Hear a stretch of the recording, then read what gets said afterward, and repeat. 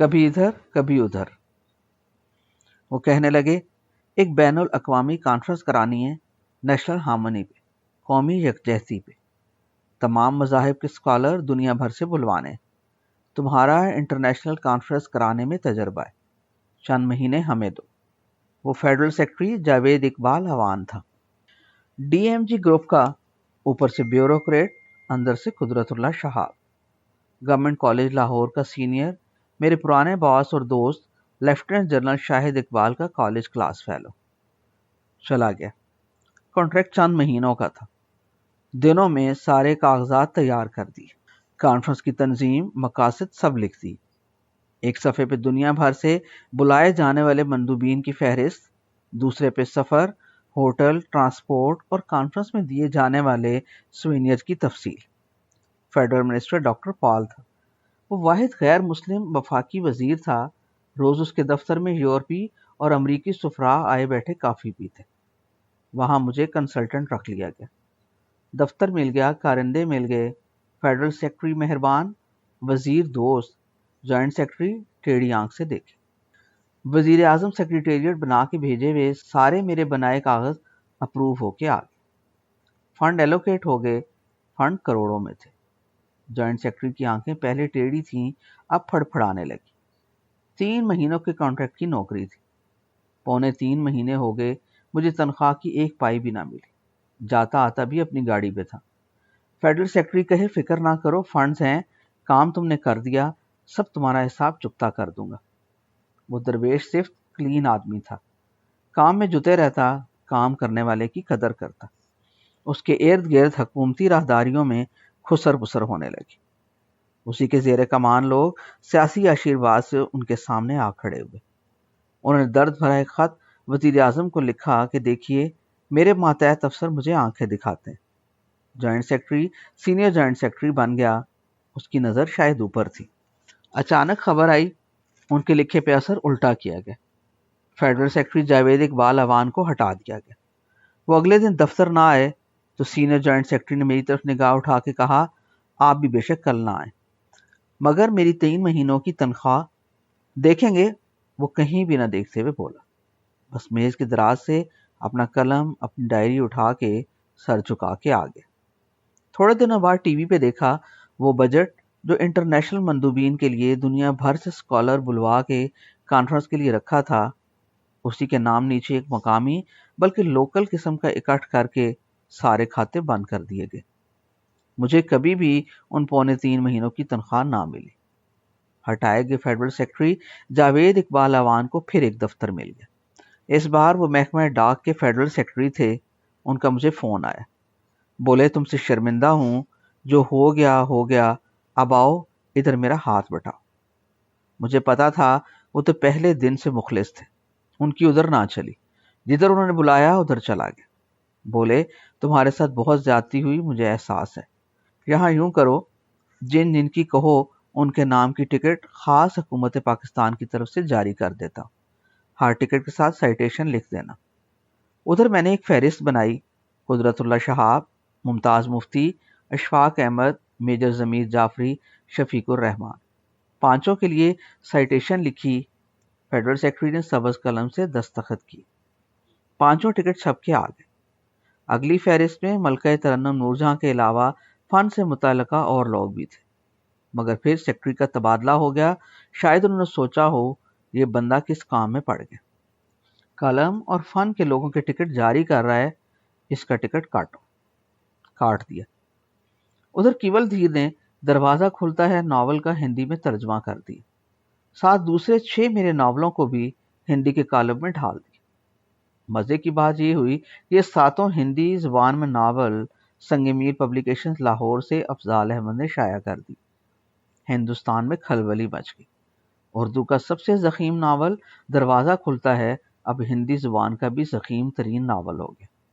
وہ حیران، ہندی کا سب سے بڑا ناول دیوناگری رسم الخط میں ہندوستان سے نہیں، علم و آگہی کے صدیوں پرانے شہر لاہور سے چھپا، پاکستان میں چھاپا گیا، سارک کی طرف سے بلاوا آ گیا۔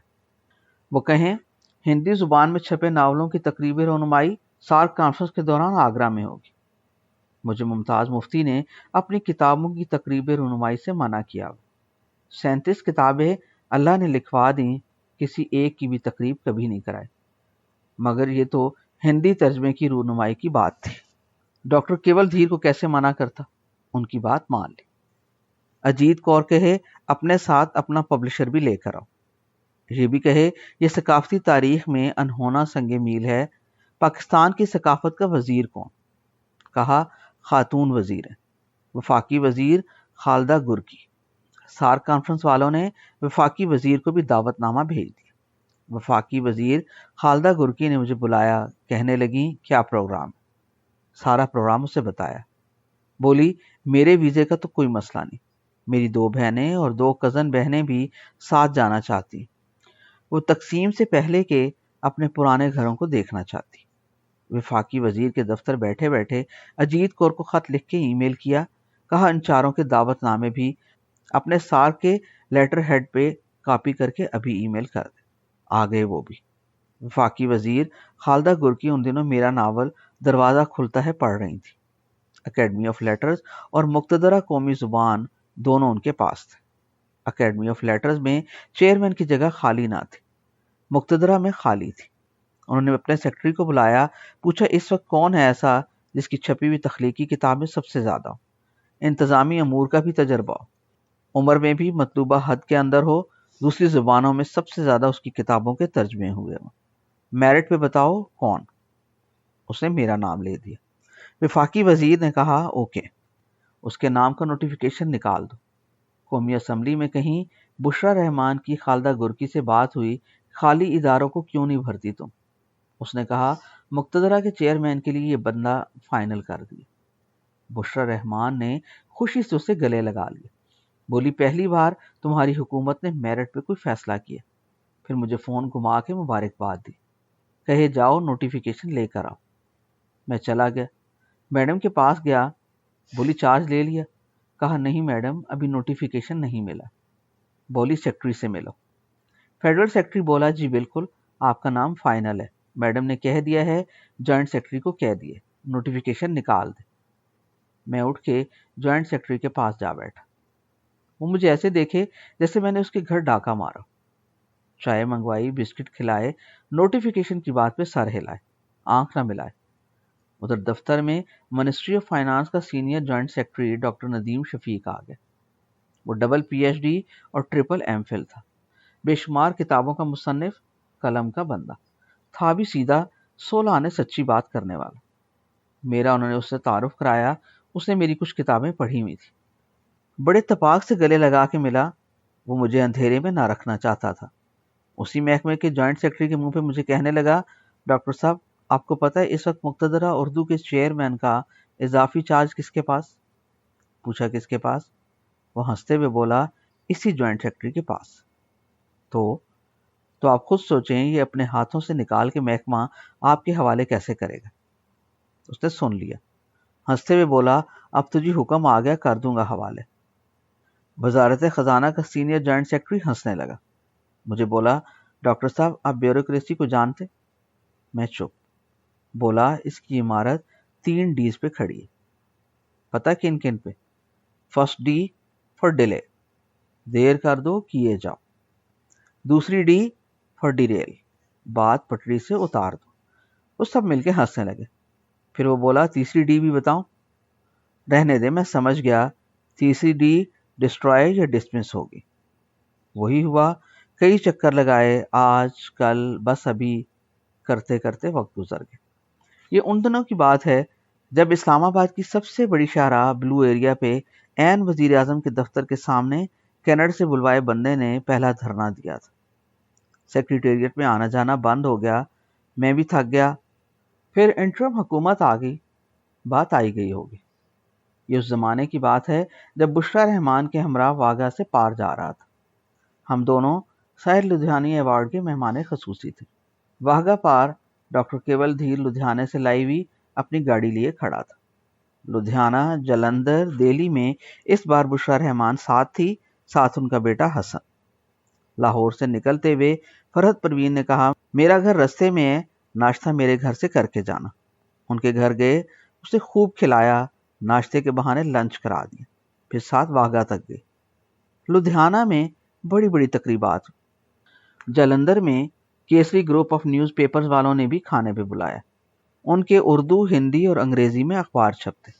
ان کے اخبار میں کئی سالوں سے بشریٰ رحمان کا ناول کس وار چھپ رہا تھا۔ اخبار کا مالک بتانے لگا، ایک بار اخبار کی ہڑتال ہوگی، محلوں سے عورتیں بیلنے لے کے ہمارے دفتر حملہ آور ہوگی۔ بولی آج کا اخبار دو، ہم نے بشریٰ رحمان کے ناول کی قسط پڑھنی۔ دروازہ کھلتا ہے ہندی اخبار میں کیول دھیر کا ترجمہ ہوا وہ چھاپتے۔ دہلی میں نظام الدین اولیاء اور کتب صاحب کی درگاہ پہ بشریٰ رحمان ساتھ تھی۔ وہ ملنگنی بنی کتب صاحب کی چوکھٹ پہ کوئی منت مانگ رہی تھی۔ میں قطب الدین بختیار کاکی رحمہ اللہ کی چوکھٹ پہ بیٹھا انہیں ایس ایم ایس کر رہا تھا، دل ہی دل میں۔ بس وہ ایس ایم ایس دیا ہی تھا کہ اچانک درگاہ کے سجادہ نشین نے آ کر میرے گلے میں ایک چادر ڈال دی، پھر اٹھا اور پاس پڑی ایک بڑی سبز گٹھڑی اٹھائے مجھے پکڑاتے ہوئے بولا، ہم آپ کو کتب صاحب کی سفارت دیتے ہیں۔ اندر سے میں لرز گیا، اتنی تیز عمل درآمد سب، دل جیسے کچھ لمحے دھڑکنا بھول گیا۔ پھر وہ بولا، یہ آپ نے کتب صاحب رحمہ اللہ کی طرف سے ان کے خلیفہ بابا فرید رحمہ اللہ کو پاک پتن درگاہ پہنچا دینی۔ پاس ہی بشریٰ رحمان کا بیٹا حسن کیمرہ لیے کھڑا تھا، اس نے کھٹ کھٹ وہ لمحہ کیمرے میں محفوظ کر لی۔ بشریٰ رحمان بھی وہ گٹھڑی دیکھ دیکھ خوش ہو، وہ گٹھڑی اس درگاہ کے احاطے میں جا کے میں نے سر پہ رکھ لی۔ روح خوشی سے فوارے کی طرح اچھلے جیسے دھمال ڈال رہی۔ سر پہ رکھی گٹھڑی کی بھی تصویر حسن نے کھینچ لی۔ سوریا ہوٹل میں ٹھہرے ہوئے تھے۔ کمرے میں جا کر وہ گٹھڑی کھولی، اندر ایک بہت بڑی سبز چادر ریشم کی انہونی، اس پہ سلما ستارہ سے کہیں کہیں گلابی پٹیوں میں قرآنی آیات لکھی ہوئی، ساتھ ایک جائے نماز سائز کی براؤن نقرئی تاروں سے بنی ہوئی چادر، دونوں ایک پاکستانی پرچم رنگ کی چادر میں بندھی ہوئی۔ انہی دنوں دہلی کے غالب انسٹیٹیوٹ میں ایک بڑی ادبی تقریب منعقد ہوئی۔ ہندوستان کی اس وقت کے چیف الیکشن کمشنر نے وہاں مجھے ہندوستان کا بڑا ادبی ایوارڈ نشان دوستی انڈیا دیا۔ گوپی چند نارنگ بھی موجود تھے۔ وہ اپنی تقریر میں برسوں پرانی مفتی جی کے گھر کی تقریب کو یاد کرتے رہے۔ ان دنوں اسلام آباد وہ میرے گھر بھی آئے تھے۔ ہندوستان کے سبھی مہان ادیب وہاں موجود تھے۔ انہی دنوں کی بات ہے، ہندوستان کے سابق وزیر اعظم اندر کمار گجرال نے اپنے گھر کھانے کی دعوت دی۔ محفل انہوں نے اپنی سٹڈی میں لگائی۔ کتابوں کی بھری الماریوں بیچ وہ ہمارے ساتھ بیٹھے رہے۔ 90 سال سے اوپر اس وقت ان کی عمر تھی۔ نحیف اور کمزور تھے مگر ادب اور علم سے جڑے ہوئے تھے۔ وہیں بیٹھے بیٹھے انہوں نے دروازہ کھلتا ہے کچھ صفحے مجھ سے سنے۔ وہ لاہور ایف سی کالج سے پڑھے ہوئے تھے، مجھ سے اپنے کالج بارے پوچھتے رہے۔ نہر کنارہ انہیں اب بھی یاد آتا تھا۔ جہلم کے وہ رہنے والے تھے، جہلم کی باتیں بھی وہ کرتے رہے۔ بشریٰ رحمان بھی ساتھ تھی۔ واپسی پہ آتے ہوئے ہم امرتسر کے گولڈن ٹیمپل میں چلے گئے۔ نیلے مسکراتے پانی کی جھیل میں سنہرا ٹیمپل چمک رہا تھا۔ وہاں سے ہو کے واپسی کے لیے واگا پہنچے تو عجیب بات، انڈیا والوں نے ہمارے پاسپورٹ پکڑ کے اوپر خروج کی مہر لگا دی، مگر آگے آئے تو دیر ہو چکی تھی۔ دروازہ بند کیا جا رہا تھا، دونوں طرف ہجوم آیا اکٹھا ہوا تھا۔ پریڈ دیکھنے دروازے کے دونوں طرف لوگ جمع تھے۔ انڈین بارڈر پولیس کا کرنل ہمیں اپنے دفتر لے گیا، کہے اب پریڈ شروع ہونے والی، اس کا وقت آگے پیچھے نہیں ہو سکتا، پریڈ کے دوران ہی دروازہ بند ہو جانا، پھر کل صبح کھلے گا۔ کیول دھیر چھوڑنے آیا تھا، وہ بھی پریشان، بشریٰ رحمان بھی تذبذب۔ مجھے پتہ نہیں کیوں یقین تھا کہ گھبرانے کی بات نہیں۔ بشریٰ رحمان کو ہنستے ہوئے کہا، دروازہ کھلتا ہے کہ مصنف کے لیے دروازہ بند نہیں ہوگا انشاءاللہ۔ انڈین کرنل نے اپنے دفتر میں ہماری آؤ بھگت کی، کہنے لگا اگر آپ کی طرف کے آفیسر مان جائیں تو پریڈ کے بعد دروازہ کھل سکتا ہے، ویسے ایسا ہوا تو نہیں پہلے کبھی۔ کہا آپ ادھر پیغام پہنچائیں۔ مجھے پتا تھا آتے ہوئے ہماری طرف کا انچارج میری کتابوں کا فین تھا، بہت تپاک سے ملا تھا۔ انڈین کرنل نے اس طرف پیغام بھیجا، پھر مسکراتا ہوا آیا، بولا آپ کا نام سن کے وہ مان گئے، دروازہ کھلے گا مگر جھنڈا اتارنے کی رسم اور پریڈ کے بعد۔ دروازے کے دونوں طرف ہجوم تھا، لوگوں کے نعرے، ملی نغمے، دونوں طرف کے ایک طرف کا لاؤڈ سپیکر آن ہوتا تو دوسرا چپ، یوں باری باری وہاں دونوں ملکوں کے نغمے بجتے۔ انہی نغموں کے شور میں ایک انڈین لیڈی کمانڈوز کا دستہ ہمیں گارڈ آف آنرز دیتے ہوئے پریڈ کی اگلی صف پہ بٹھانے آ گئے۔ خواتین کمانڈوز نے سٹین گنیں اپنے سینے سے جوڑ کے ہاتھوں میں پکڑی ہوئی تھی۔ ڈرل کرتی ہوئی وہ لا کے ادھر بٹھا کے چلے گی۔ میں انڈین سائڈ پہ بیٹھا تھا اور میرے کالے کوٹ کے کالر پہ پاکستان کا جھنڈا لگا ہوا تھا۔ دونوں کو پریڈ پہ داد دی، اپنے سپاہیوں کے لیے ادھر بیٹھ کے تالیاں بجائیں۔ پریڈ ختم ہوئی، لوگ چلے گئے، پھر دروازہ کھلتا ہے۔ ہندوستان سے بسم اللہ کر کے پاکستان میں قدم رکھا۔ تھوڑے دنوں بعد پھر افضال احمد کے ساتھ دروازے سے ادھر گیا۔ آگرہ میں تقریب تھی، راہ میں پھر جلندھر، لدھیانہ اور دہلی پھرتے پھرتے آگرہ پہنچ گئے۔ ادھر سنگ میل پبلیکیشنز کے چھپے ہندی زبان میں میرے 7 ناولوں کا بڑا سا پینافلیکس لگا تھا۔ آگے سٹال پہ افضال احمد کی چھاپی ہوئی کتابوں سے میز بھرا تھا۔ آگرہ میں شام سمے افضال احمد کے ساتھ میں پھر تاج محل دیکھنے نکل گیا۔ تاج محل کے باہر سوینئرز کی دکانیں تھیں۔ ایک دکان میں ایک سیانی عمر کا اکہرے جسم کا پتلا سا بوڑھا نیلی دھاری دار تہمد کے اوپر میلی سی سفید بنیان پہنے کھڑا تھا۔ بنیان کی دائیں فیتی کے ساتھ نیچے پہنے بھی اس کی جینیوں مجھے نظر آ گئی۔ پوچھا، بابا جی آپ کو بابا جی کہہ لوں؟ بولے کہہ لو۔ پوچھا، آپ برہمن ہیں؟ اس کی جینیوں کی طرف اشارہ کر کے۔ بابا بولا، ہاں جی۔ ساتھ اس کی ایک بوڑھی عورت بھی ملگجی سی پیلی ساڑی میں کھڑی تھی۔ مجھے پیاس لگی تھی، پانی مانگا۔ وہ عورت ایک ٹرے میں گلاس کے اوپر کروشیے کا رومال ڈال کے پیش کرنے لگی۔ باتیں ہونے لگیں۔ بابا کہنے لگے، آپ پاکستان کے لگتے۔ افضال احمد نے مسکرا کے اس بات میں سر ہلایا۔ پھر دن کو میرے ناولوں کے ہندی تراجم کی جو تقریبی رونمائی ہوئی تھی ان کا ایک بروشر اسے دکھانے لگا۔ بابا نے وہ پڑھا، اپنی کہانی سناتے ہوئے بولا، میں انڈین آرمی سپلائی کور میں حوالدار تھا۔ افضال احمد پھر مسکرایا، میری طرف اشارہ کر کے بولا، یہ ہماری فوج کا فل کرنل تھا۔ بوڑھے برہمن نے اپنی بوسیدہ سی بنیان کھینچ کے نیچے سیدھی کی اور پیروں میں پہنی ہوئی کھڑاواں کی ایڑیاں جوڑ کے بازو سیدھے گھٹنوں تک کھینچ کے مجھے سلوٹ کیا۔ ہمیں بینچ پہ بیٹھنے کو کہا۔ بیٹھے بیٹھے میں نے کہا، بابا جی آپ برہمن مستقبل بارے بعض باتیں کیا واقعی جانتے؟ بولا، ہاں جی۔ میں نے کہا، ہاتھ دیکھتے ہیں؟ کہنے لگا، ہاں جی۔ میں نے ہاتھ آگے کیا۔